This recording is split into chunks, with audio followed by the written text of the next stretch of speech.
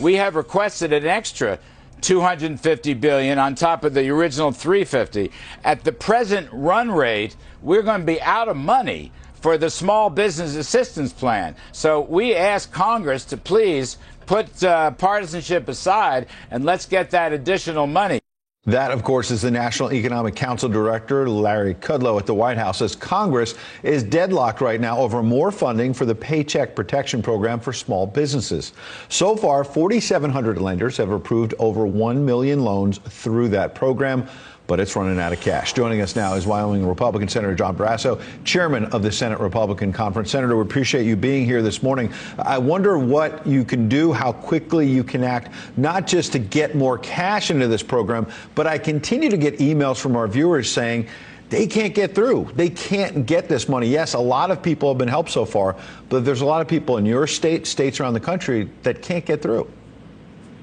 Well, thank you, Ed. You're absolutely right. This has been a very popular program. As a doctor, I want to make sure we stop the spread of the disease, but at the same time speed up relief to American workers, and that means paychecks. And right now, Nancy Pelosi is blocking these paychecks from the American public because she is blocking our effort to put more money to refill this project, these paycheck opportunities as paycheck protections, and she's doing it in Congress. We need more money in the program. Even here in Wyoming, we've had over 5,000 applications gone through, so $700 million, which means paychecks for hardworking workers here, their families, the ranches, the farms, all of those things.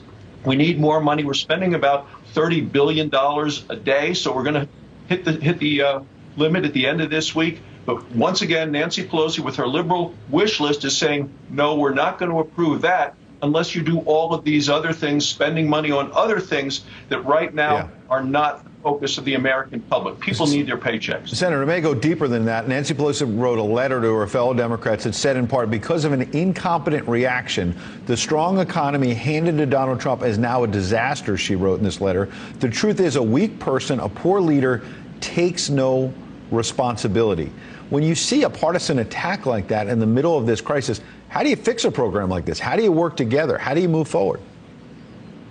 Well, it's critical that we go back to the fact that we passed a bill in the Senate 96-0 to help the American public during this crisis.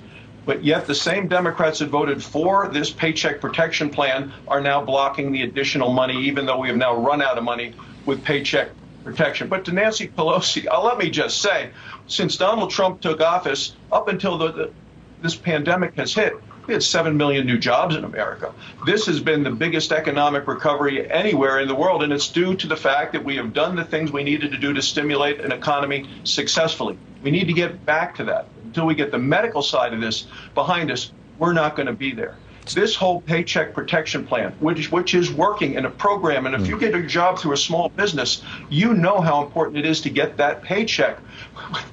It is just unconscionable, the fact that Nancy Pelosi sees no urgency. She's not calling the House back until May 4th. I've been talking to Republican senators. We're ready to go back today if we felt we could get this plan fully funded so paychecks get there. But you know, Ed, until we actually get the country open again, any of these programs are just tourniquets to help stem the bleeding until we can really get back to work again for America. And to do that, we have to get the disease behind us. Absolutely. Last point. We just got about 30 seconds. There's a big story in the Associated Press today saying that China dawdled for at least 6 days, hid the fact that this coronavirus pandemic was just beginning, allowed millions of people to travel around the world for the Lunar New Year. This piles on top of all kinds of other stories about China and their failures, the lack of transparency. What can you do? What will the Senate do to hold them accountable? Yes, China cannot be trusted. This is the Communist Chinese Party, which has lied not just to the rest of the world, lied to their own people about this virus. They know about it for an extended period of time, hid it from the world. My focus is less on punishing China than it is in protecting the American people. And that's why a number of us are working on ways to make sure we're never dependent upon China again for critical resources, whether that's raw materials, important minerals, medicines, all the things that are so critical to us as a nation. We need to be self-sufficient in terms of these strategic supplies. Okay, Senator John Barrasso got a big job ahead. We appreciate you coming on. Thank you, sir. Thanks, Ed. Sandra.